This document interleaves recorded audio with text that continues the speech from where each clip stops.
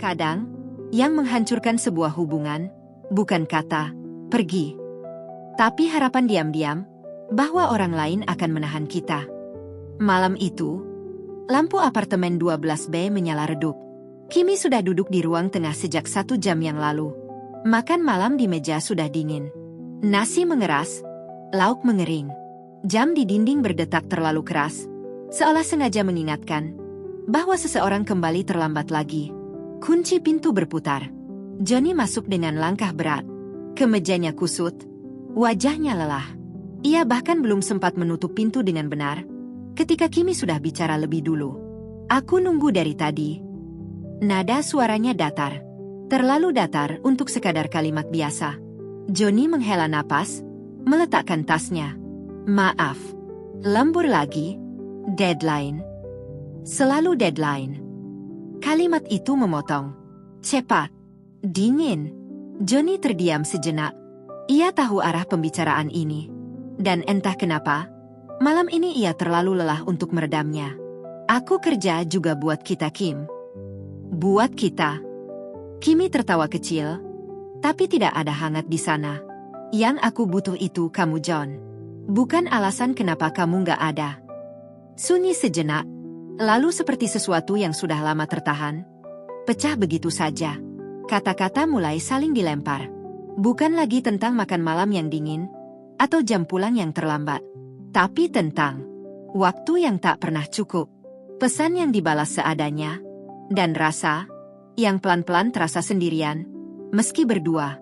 Johnny mengusap wajahnya. Terus aku harus gimana lagi?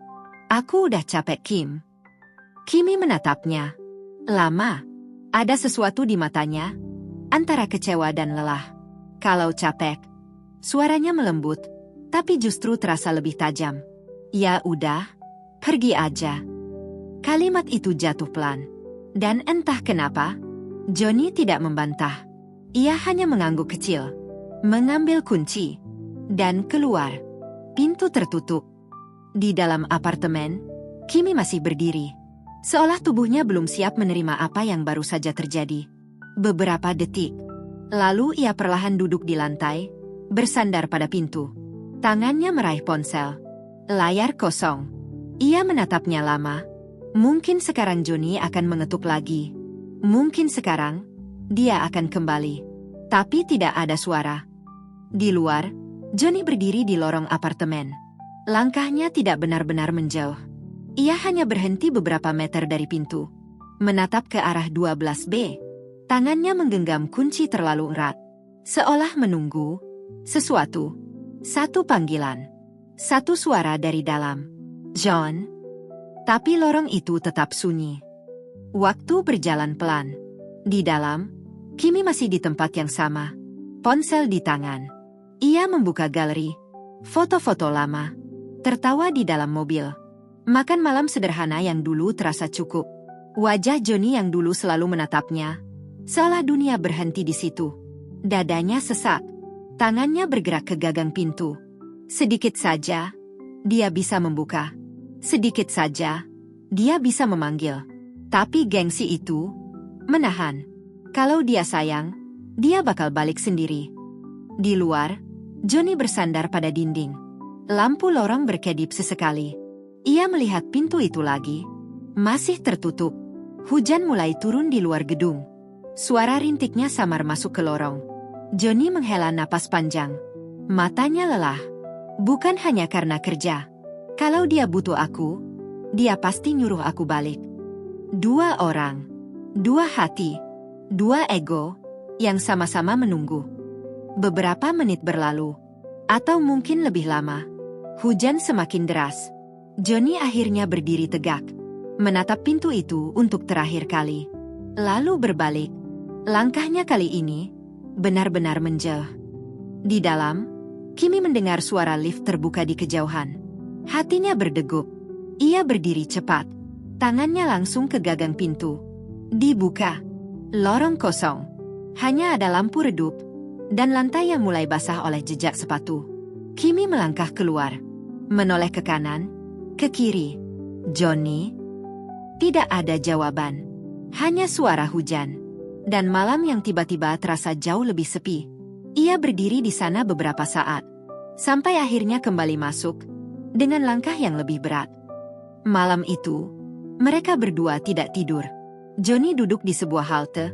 Menatap hujan yang belum reda. Pikirannya berputar. Tentang kata-kata yang ia ucapkan. Tentang wajah Kimi tadi. Tentang betapa mudahnya ia memilih pergi.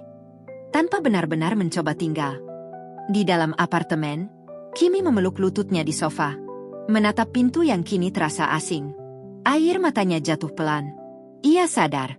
Yang ia inginkan bukan Johnny pergi. Tapi ditahan. Pagi datang. Tanpa benar-benar membawa lega. Tidak ada yang pergi kerja hari itu. Johnny kembali ke apartemen dengan langkah ragu. Matanya lelah. Pakaiannya masih sama seperti semalam. Ia berdiri di depan pintu 12B. Menghela napas. Lalu mengetuk. Di dalam, Kimi yang sejak tadi terjaga langsung bangkit. Jantungnya berdegup cepat. Ia membuka pintu. Dan di sana, Johnny berdiri. Basah, lelah, dan diam. Beberapa detik, mereka hanya saling menatap. Semua kata yang semalam terlalu keras, kini terasa sulit keluar. Aku? Johnny membuka suara, pelan. Harusnya nggak pergi. Kimi menunduk. Suaranya hampir tidak terdengar. Aku juga. Harusnya nggak nyuruh kamu pergi. Sunyi. Lalu perlahan, jarak itu dipangkas. Mereka saling berpelukan. Keduanya menangis. Cinta itu masih ada. Mereka akhirnya memilih untuk tidak saling menjauh lagi. Kadang, hubungan tidak hancur karena kita tidak saling mencintai. Tapi karena kita terlalu berharap, pasangan kita mengerti isi hati yang tidak pernah kita ucapkan. Dan pagi itu, Johnny dan Kimi belajar satu hal sederhana. Bahwa bertahan, seringkali bukan soal siapa yang paling kuat menunggu. Tapi siapa yang lebih dulu, berani membuka pintu.